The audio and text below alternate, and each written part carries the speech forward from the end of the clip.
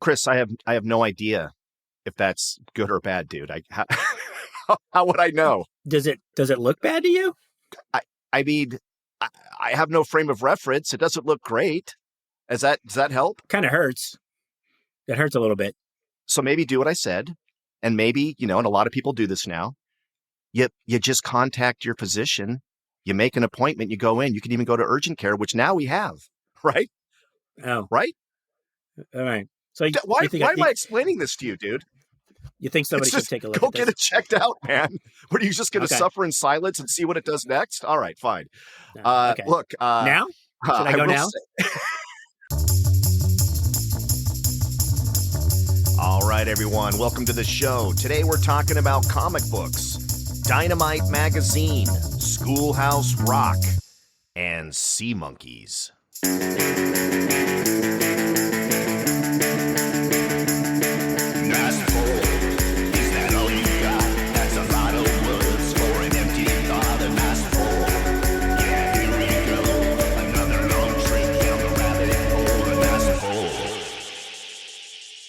The other day, I was going through the infinite amounts of junk that I have in one room. And my wife has let me allocate all of it to a specific room. So the house looks really nice when you walk in.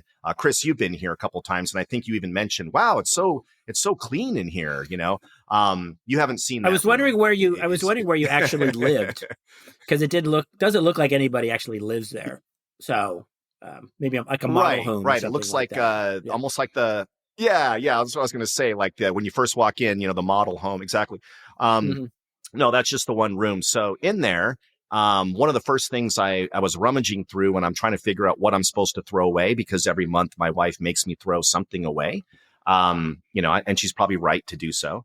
But I came across, a stack of truly vintage comic books. And I mean, these are the kind where when you put your face in there, it's got that smell, that musty smell of an old comic book. Yep.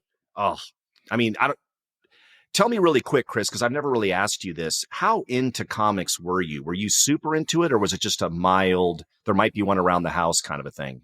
That's a good question. I think probably super into it, probably because they were, first of all, I had an older brother who had kind of like so I got to sort of pick up leftovers, so to speak. They were cheap, right? You could get them. You can get them at 7-Eleven, and they had them on those racks, and you could kind of spin the rack up. They were all sort of sorted vertically, and you could just kind of like check. And and again, like I said, they were cheap. You could go hey, if you had $1, right, or maybe $2, you could go to 7-Eleven and get a Slurpee and some comic books. Again, maybe some gum, right? Maybe some Freshen Up gum. I don't know what, so always with the gum. So again, God, always with the gum on the show. This show is obsessed with gum. I don't know if you know that or not, but yes, continue. Gum had quite an impact on us. So so you would see that rack. Right. By the way, I know the exact rack you're talking about. Nowadays that rack would not have comic books on it. It would have really, really effing expensive sunglasses that are truly shitty. And you spin those around, and they're all terrible. And that's what they're not even now. Polarized. Back in the day, of course, no. Right. God, no. Oh God, no. So yeah, I think the comic book part. Yeah, I mean, I had a lot of them. I think, full disclosure, I still have a lot of them. They're in a box. They're in like a closet under the stairs. There's several of them. I want to say there's around. I don't know. I think at one point I had around 5,000. Right now it's probably down to about 2,000. Are they valuable? Now, dude, here's the thing. Wait a minute. Hold on a second. No, bullshit. Hold on a second. You really buried the lead there, dude. That is, you acted like, let me think. I'm going to really have to rack my brain here. Comic books. Gosh, do I even have an impression? Do I even have any memories of a comic book? And now you're telling me what? You once owned 5,000 comic books? Are you joking? Thereabouts. 5,000? A lot of them, yeah. And the thing is a lot of them fell apart because they weren't stored correctly, right? So I think, and they smell like, and you said like they look and smell like the 70s, right? So they literally fell apart. But I still got a lot. They have a certain value to them, but just like anything else you collect, right? It's like they're only valuable if you cash them in. right? You could say like, this is the most valuable anything, baseball card, comic book, classic car, and it could be worth tens of thousands of dollars, but it's only worth that as if somebody actually buys it from you, and all of a sudden you've got the cash for that, right? So no, so I have, I hear and you. had, I hear you, man. Yeah. I had a lot. I still have a lot. I don't read them, but obviously I think they were part of my, I don't know, my formative years for sure. Turned me into like a reader. So yeah, so Chris, so, would you really say that 5,000 was a minor part of your formative years? Chris, we have to go back to the number. 5,000 is your casual estimate. If I was going back to the 70s and the 80s, I'll include the 90s. And I actually hired 4 other people to actively buy comic books for me. I would never reach 1,000 comic books. You had 5,000 comic books. We can't understate this. That is just insane. And by the way, God bless you. That is so cool. I'm with you 100%. But sir, I hand my comic book title over to you. I thought I had maybe 50, and that was incredible. No, so that's probably half that now. Okay. Again, the ones that survived. Okay. Oh, it's only 2,500. Excuse me. I back off on everything I said if it's only 2,500. Right, okay. 2,500. Okay. Okay. What's your favorite? What's your favorite kind of comic book? Are you a superhero guy, or are you more of a what's your thing? Yeah, we're not going to get into that. Yeah, it wasn't those ones. Well, because the comic books, I think that was it, right? You definitely had, and again, now, see, here's the thing. It's like, I went to the Comic Con in, San Diego, which everybody knows about. I went to Comic Con where you didn't admit you went to Comic Con. Okay, you did it on the down low. Right. Now everybody's out there on their social media and, and look at me, and we're doing that. And it's become this ridiculous, out of control. I went dozens and dozens of times before it really got out of control. But I mean, I went to it, and some of the other guys that, we went, again, in junior high, we went, to Comic Con. But so, I mean, it was just always kind of there. And then, I think, again, you kind of kept it literally in the closet because it wasn't like the coolest thing. Now it's like, if you can talk, authoritatively about, the Marvel universe or something like that, it's like, hey, you're part of, like, pop culture. Right. So, so it was kind of formative. It was like, I think in a lot of ways it's spurred my imagination. It spurred a lot of things that I ended up writing about. It spurred a lot of creative sort of energy in me in that regard. So I have an appreciation of them, obviously, and I still have a lot of them. But I think we kind of also underscores, we all can relate to comic books or that sort of culture, whether it was a comic book or whether it was Mad Magazine or Cracked Magazine, right? Or something like those, or those really crappy ones they used to send you at, like, in Scholastic. I don't remember those, when you would order Scholastic books and they had magazines called like Dynamite and Slam and stuff like that. And it might have had like the Sweat Hogs on the cover of Dynamite magazine, and trying to tie all these pop culture stuff together. But comic books themselves, when you got into, regardless of the characters, the story, the brand, I think when you got to that, it was a different world, right? And then when you got to that back page, there was another world that you were sort of like, oh, wait a minute.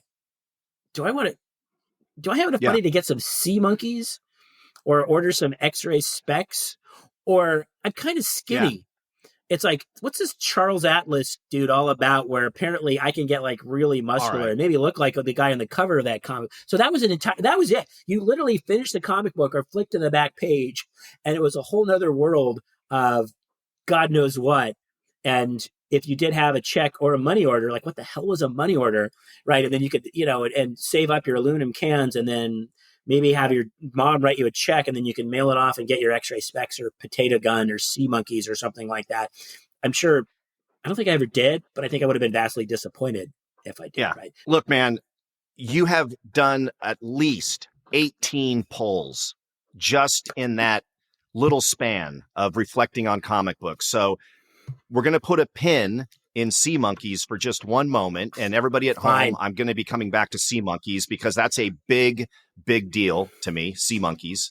But we got to go backwards, and I'm going to make the backwards noise. There you go. There you go with your Police Academy guy again. Sound effects. Okay. Sound effects provided by Jeff Thill with no extra apparatus. Back when Chris and I were kids in grade school, you didn't just get a book. that was a cool book that you actually wanted to read. If you wanted to do that, you had to join the book club at school. And that meant that you got to very excitedly take home this brochure that had all the different books that you might want. Dynamite magazine was the greatest of all, right? Because it had everything a kid would want, right? The latest celebrities in there, a bunch of goofy stuff, all the things a kid wants to learn about and talk about, stickers you can pull out of there. Everybody wanted Dynamite magazine. It was totally geared to the goofy brain of a 10 to 15-year-old kid. But you would sign up for it. Your mom would give you a check. You would hand it over to your teacher, and then you would wait. And I don't mean you would wait a day or two. I don't mean that it came back a week or so. You were lucky if by the time you graduated sixth grade, you finally got your effing book or magazine. And when it came in, it was the biggest deal, right? A minute ago, this was a $1.75 issue of Dynamite magazine. But now that I've got it, oh my God, everyone's talking about it. They're all bringing it to school. We're all excited about it. Why? Because our access to that kind of stuff was extremely limited, to say the most. And Chris, your other poll, the Sweat Hogs, of course, right? That was from a show called Welcome Back, Kotter, about a teacher and these kind of Bronx, New York type kids that he had to try to help out. But they were known as these Sweat Hogs. And for some reason, we were so into catchphrases back then. That was such a big deal on TV, right? You got Dy-no-mite, right? You've got It's Not My Job, right? From Chico and the Man. And you've got Up Your Nose with the That's rubber hose. That's really deep. Hogs. Sit on it. Sit on it, Potsy. You know. That's right. Sit on it, Potsy. We've got, I mean, it just, and that's the show Happy Days. And by the way, I think that was 5 polls right there. Thank you. I'm not sure if we're cashing those in later for prizes. But that was such a big deal. But now, also, Chris, I have to interject for just one quick second. This is a safe space.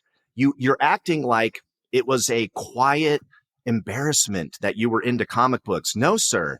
I am so happy to hear that you were into comic books and going to Comic-Con. I don't care when you did it, dude. If you were going to Comic-Con back in junior high school, it wasn't even called Comic-Con back then. It was a comic book convention, and you are to be given huge congratulations, dude. You are an OG if you went to that thing, dude. You just, I now have to worship your geekdom if you went there back then. Well, and this is coming from a guy, everybody, and go ahead. I'm sorry. I'm just going to admit out loud to everybody here who owns Stormtrooper armor. Chris, you know this about me. I own Stormtrooper armor. I've gone to Comic-Con dressed as an idiot Stormtrooper, right? With no care in the world about the repercussions on what people would think about me, because I think it's obvious if I'm wearing Stormtrooper armor who I am, right?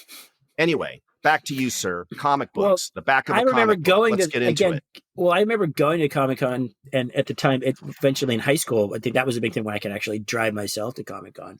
But there was, and going with a friend or two, and again, I think you knew, and it's like, when we would go, and this is at the time, and again, going back literally decades, going, it's not often where I could go to a place and think that I'm one of the coolest people here, and it would be actually true. It was just like, yeah, that's not hyperbole at all. It's like, yes, I think I'm pretty, because if again, you saw the people that were going there, it looked like your average episode, of The Simpsons, the comic book store and that kind of stuff. One thing I want to go back the comic book, the back page of the comic book.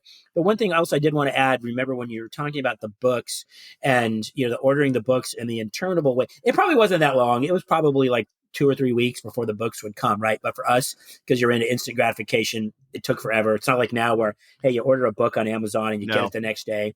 But we ordered those books. No, I stand by my original thing, Chris. Nope. I stand by my original estimate. It took about 3 years to get that book. But go ahead. Right. Because you really, you couldn't wait for that next volume of Encyclopedia Brown. I know that. But anyway, I remember when you would come back... like I said, for this is the way it worked. And again, I don't know if it was this way at Green Elementary, but at Gage Elementary, you'd order your books. And then whenever, the seasons would change and the books would finally come, according to you. So I remember coming back from lunch and the books were there. right? The books were there, like on your desk, and it would be like the books you order, maybe your Dynamite magazine, and again, like I said, your Encyclopedia Brown or the Phantom Tollbooth or something like that somebody had ordered, and it would be with the slip, like with the little order slip, and it'd be on your desk, right, waiting for you. And the only way I can describe it is you got that feeling, like now, like let's say you go to a restaurant and you order your food, and then say a couple minutes later you go to the bathroom, and then you come back to your table and the food is there waiting for you. That was the same kind of feeling. It's like, look, my books are waiting for me, right? Here they are. And that's really kind of exciting and cool. And hey, books are good, right? Reading is fundamental. That's what they used to say. And right, that was that whole. That's right. What? And by the way, let's take apart that slogan is so ridiculous. That was a big "Let's Get Kids to Read" campaign. Everyone that may not remember, it was a PSA, public service announcement, and it was a program called RIF, R-I-F. Reading is fundamental. What does that even mean? I guess they were trying to come up with a word that would make kids feel stupid if they weren't doing it. And it has the word fun in it, so that's something. Right. Oh, and it's extra hip, right? Because it's an acronym. It's RIF. Because it also may save your life, right? Because you think of all the things you read, like stop, right? Caution, danger, right? If you don't have the fundamental of reading, you may not stop. Right. You may not show caution, right? You may not realize that there's danger. So I'd say it's pretty goddamn fundamental. Any way you look at it. I didn't realize we were going back to kindergarten. Okay, but yes, that is what I learned then. That is true. Stop, go, caution. Yes. Right. Okay. Right. Good. Right. So it's fundamental. But somebody got paid for that. But and also decades later, Gen X will remember it. And guess what? If somebody said that, they're right, because here we are talking about that very thing. Well, by the way, an extension of that was the more you know. The more you know. That was another thing, right? That was a PSA. And what did it mean? It meant that you just learned something that you didn't know. And the more you know. The more just you know. Vague, disconnected concepts. I don't know if they really landed. I don't quite understand the geniuses behind those ad campaigns, but the idea was to teach kids a little mini lesson in between commercials, and then a little rainbow would come out with little stars. The more you know. Well, there you go. I mean, if reading is fundamental, Anybody listening right now can hear that. They can hear the little tone, the little jingle, like you said, the little starburst. The more you know. And hey, I just learned something, right? I thought I was watching, I don't know, Huckleberry Hound, but now I just learned something as far as, you just taught me, and I wasn't even prepared. I think that was the part. I think there was a lot of sneaky education. You know what? I think you're onto something. And when it comes to educational, right, let's not forget, they really did do a good job with one thing, Schoolhouse Rock. Schoolhouse Rock was very clever, and I would argue amazingly successful. And in fact, I'll take it one step further. If the educational system today would look back on the success of Schoolhouse Rock, we might be in a better place on this planet as we speak, because Schoolhouse Rock, for those of you who don't know, Chris, please explain to the audience. Schoolhouse Rock Saturday morning cartoons, which were, and we have, I own them on DVD. I don't know if we have a working DVD player, but it's literally these, again, I guess you call it a series, these little shorts in between cartoons that would be about, it would be about, conjugating verbs, right? Lolly, lolly, lolly, get your adverb here, right? It'd be the ones about to this day, about, you can still see it. I know the preamble to the Constitution, thanks to the song on Schoolhouse Rock, right? Talk about nouns, talk about nouns or multiplication, any of these things that you learned, right, with some kind of, at the time, cool animation. Now it's really dated, but it's actually kind of cool looking back now again, right? Jingles and music, and they're teaching. Again, the expectations, I think, were so low that it's like, we have to trick these kids into learning, right? We have to treat them. We just can't. We've got to teach them where they're not knowing they're being taught. So we'll use music and cartoons and characters, and I guess it worked. And so I guess there's nothing. And you guess it worked? It works. Chris, okay, you're right. You guess it worked? I'm sorry. Did you not just sing back the lolly, lolly, lolly, get your adverbs here song to me, and admit that you to this day as an adult have that on DVD. And by the way, I want everyone here at home to try to picture that pitch meeting, right? Somebody says the networks have told us that, or not even the networks, it probably would have been the Board of Education or some the government federal agency has told us, some federal broadcasting network thing. We have to have so much time where we're actually educating kids because it's rotting their brains to watch cartoons on Saturday mornings. And by the way, here's the information that I need you guys to get out to the kids in a clever way. Okay, here we go. I would like them to learn how to conjugate words and verbs and things like that. Can you guys have a really fun, upbeat way to get them excited about conjugating? I would also like to get them excited about how bills go through a series of steps in the Senate and the House and eventually become a law. That's a fascinating topic to kids, right? Every kid wants to know that. This should be really easy to try to do that. Explain to them about nouns and how nouns are different than adjectives. I'd also like to get heavily into multiplication. And I don't mean the easy multiplication. Let's get up into the fucking 12s. Let's show them how you can multiply by 12. So again, no big deal, right? Adverbs, conjugation, nouns, chemistry. These are the topics that I want kids to care about. And son of a bitch, you guys, they did it. They actually somehow pulled it off. Don't even tell me that it didn't work. It did. Because if there's one thing that any kid wanted to do on a Saturday morning, right, as they ate their freaky cereal before they went to their Little League game, they wanted to learn. Right? That's all we wanted to do. Is like we wanted to be schooled. We wanted to have lessons, but they snuck it by us. Yeah. Right. Whether like they took us to Junction, right? Or again, they had the I'm just a bill on Capitol Hill. Because there was a point in time, like maybe the day before, you asked your mom, like, Mom, what's a veto? And what's a pocket veto? Can you tell me the difference? Yeah. No. But once you watched Schoolhouse Rock, you knew that, right? And it was almost insidious, but again, and it's almost kind of sad that they had to do that. But at the same time, like I said, it's resonating decades later. You can buy it on DVD. You can go and buy a T-shirt with, the characters. Mm-hmm. I don't own one of those, but in retrospect, I think I'd like to have one. And then the way you can tell that it really became iconic and stood the test of time, and as part of like the fabric, a pop culture kind of thing. What's the biggest indicator of that? They recently brought it back. Okay, they updated it. Oh, okay. Okay, it's on Disney Plus, and I know this thanks to having an 11-year-old who they updated it. It's on Disney Plus. It has sprinkled with celebrities.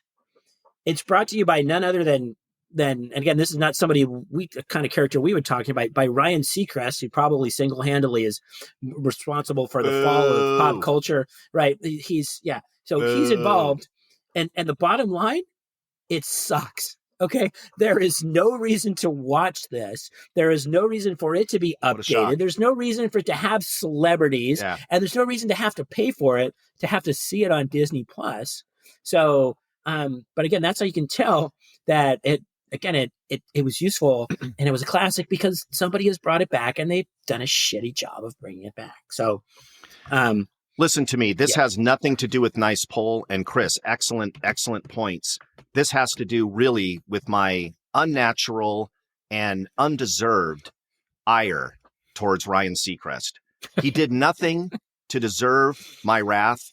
He is, by all accounts, an absolute wonderful guy. Probably gives a huge amount of money to charity. I wouldn't be surprised if he does Make-A-Wish stuff. He just seems like in real life, he's probably just a really great guy. He's also the opposite of anything that I've ever even associated with entertaining.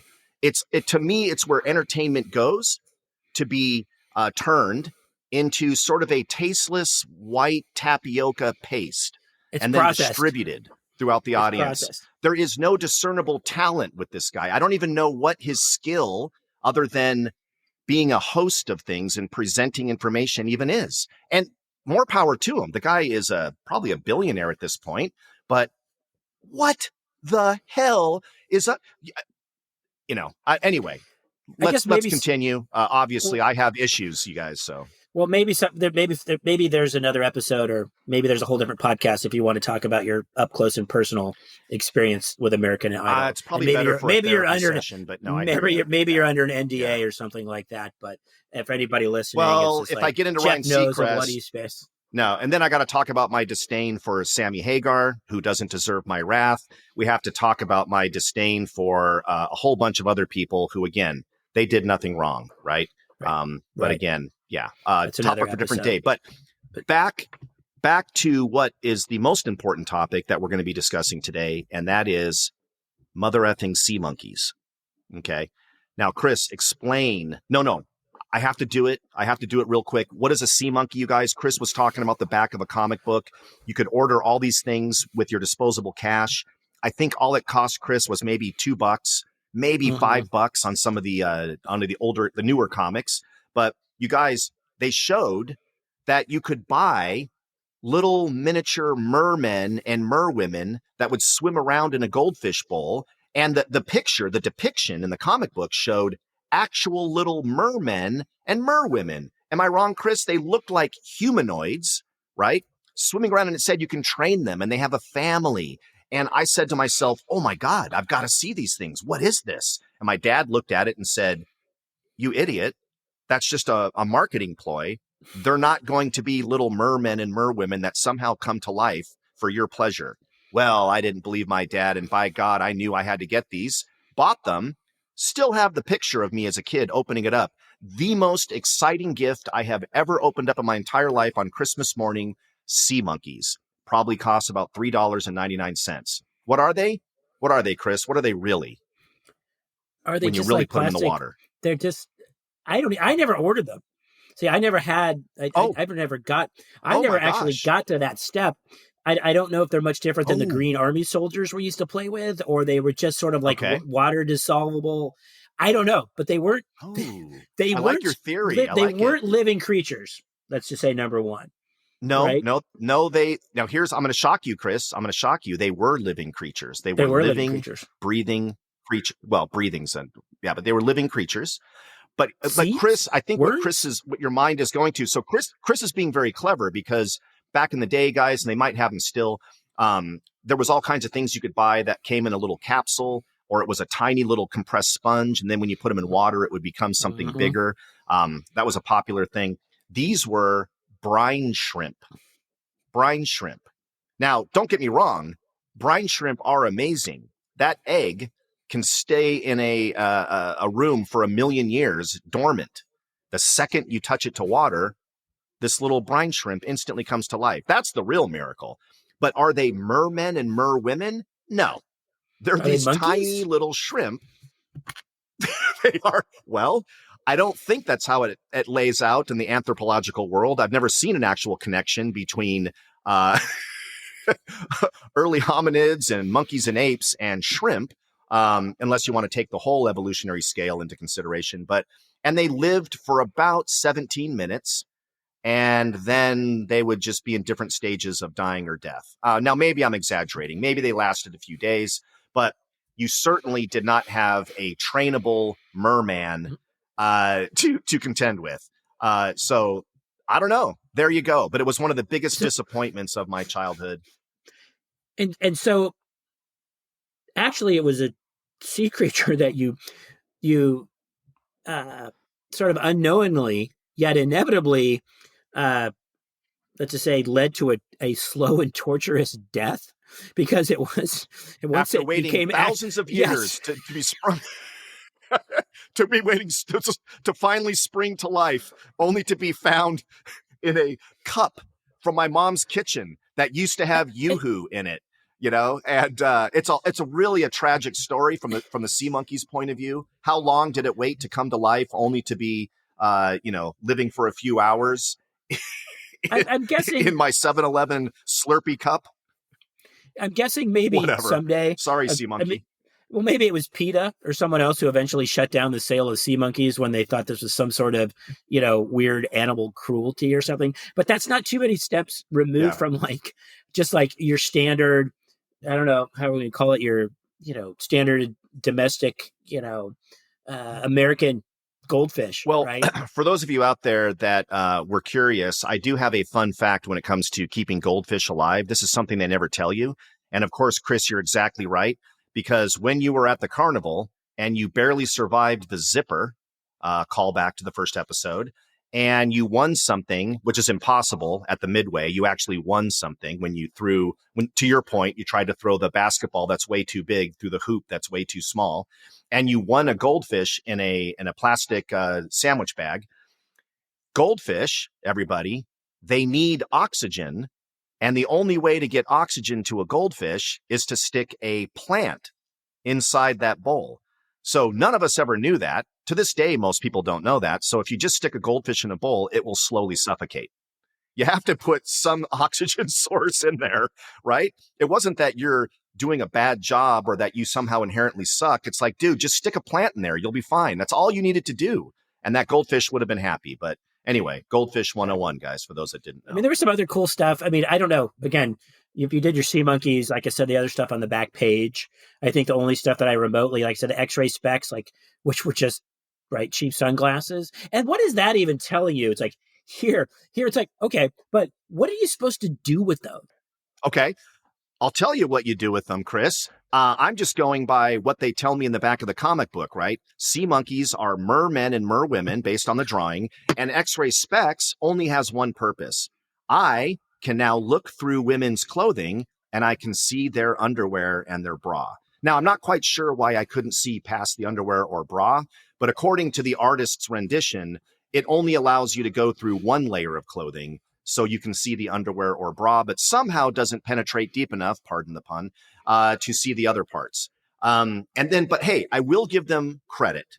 When you actually purchase a pair of X-ray specs, there is an optical illusion, right? Oh, and by the way, that was in some of the comic books that showed the underwear. Other comic books would just show a man looking through the X-ray specs and he's holding up his hand and he can see his skeleton inside of his hand. That was the more G-rated version of that.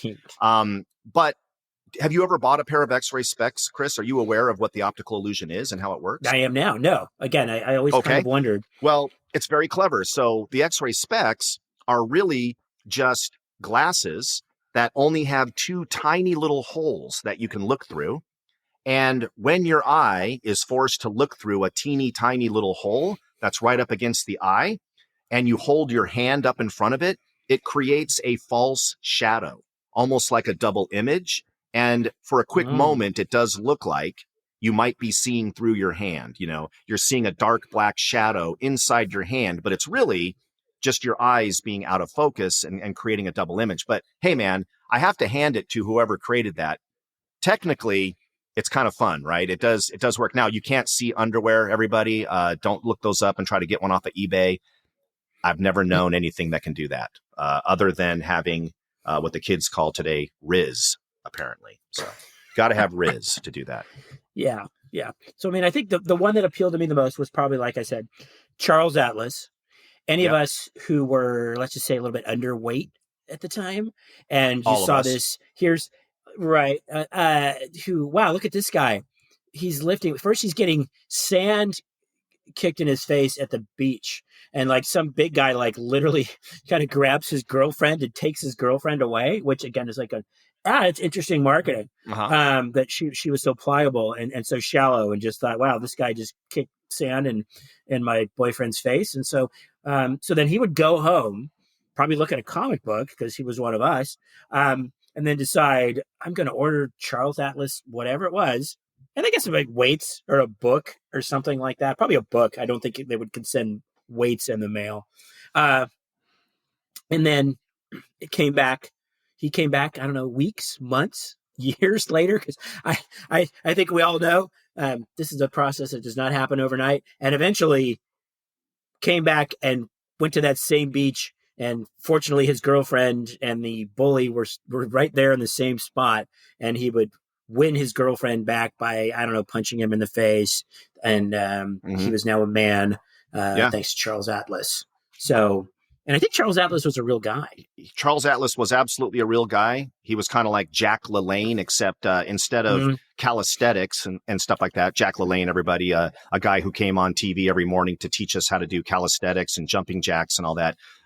This guy was a bodybuilder, very much like an Arnold Schwarzenegger type or any bodybuilder. And I love the fact that you're right, Chris. When you look at that whole series of panels in the comic book, first, the like you said, the muscular guy kicks sand and he takes away the girlfriend. And now the girlfriend's going off with this big muscular guy. And then blah, blah, blah. He works out with Charles Atlas's kit, comes back, and now he's able to beat up the other guy. I think the victim in that comic book is really the woman, if you don't mind me saying, because it really kind of implies that we are literally back in caveman days. And again, you don't have to be an ultra feminist to see what's happening here. Hey, I have more muscles. Now I get the girl and I'm grabbing her and dragging her over here. Oh yeah, well now I have more muscles. So obviously now I can get the girl and drag her back over here. Yay, the guy wins. Woohoo. Also genius ad campaign because he didn't have to send any weights through the mail. He didn't have to make any promises. All Charles Atlas and Charles Atlas Associates had to do was send you a little book that shows you how to work out, which nobody's ever going to do. And few people are even going to get all the way through. And you're really just saying, hey, here's a thing that you're probably never going to read more than once. And there's no way you're going to do it. But I got my $5. F off. Right. It's just like a genius ad campaign, really. Totally. Because all it took was like, right, hundreds of kids, thousands of kids to be just like at $5, right? Times 1,000, times 10,000, times 100,000. That's, significant profit there. And you're right. The woman was shallow and materialistic and easily swayed by two men literally fighting over her at the beach wearing Speedos.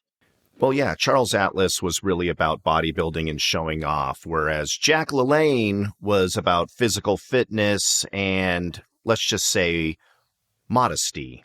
Although he did some pretty crazy shit in his day. Right. I think although we knew Jack LaLanne was a real person because we saw him on TV. And I think there was always, and again, maybe this is a poodle and microwave story. Supposedly Jack LaLanne swam from Alcatraz to the shore of San Francisco with his hands cuffed to prove that it could be done. Yep. I don't know if that's true, but that was always the story about it. Jack Is true. LaLanne. Is it true? Yeah. All these, he did stunts that were even more amazing than that. This guy, well into his 60s or 70s, would once a year in that same harbor, I'm pretty sure it was the San Francisco Bay, I'm pretty sure, he would put a rope basically through his teeth and he would pull a giant tugboat looking thing. And you're thinking, well, that's not possible. Nobody could actually do that. He did. And he would do it for more than a mile. And now I'm exaggerating a little bit. I'm not saying it was like a giant cargo ship, but if you look at the pictures of him doing this, you would say to yourself, no effing way is that even possible for a human to do that, let alone a 65-year-old. So he was extremely impressive. That is for sure. And he died, weirdly, because he just didn't go to the doctor when he should. Chris, back to the beginning of this episode, he died of basically, he had a respiratory infection and just didn't go in quick enough to take care of it and died. So, a shame. The tugboat and the tugboat and the story, those are both nice pulls, one literal and one figurative as far as because I didn't know that part. Yeah, that's right. I didn't know that. And again, I do remember the jumpsuits though, and those were those were a choice for sure. All right, so I guess that's a good place to end this episode and prep for the next one, man. What do you think, Chris? Next time? Yeah, I think that is good.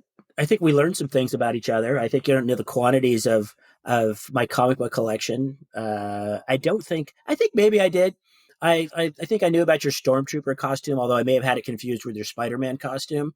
But no, I think that was good. That was, I think at this point, I don't know. Maybe I should have ordered Sea Monkeys, or maybe I should have ordered the X-ray specs, or I don't know. But I do like shrimp, but not as pets. So yeah, that was great. As Chris slowly slips off into the sweet embrace of dementia, I bid everyone farewell.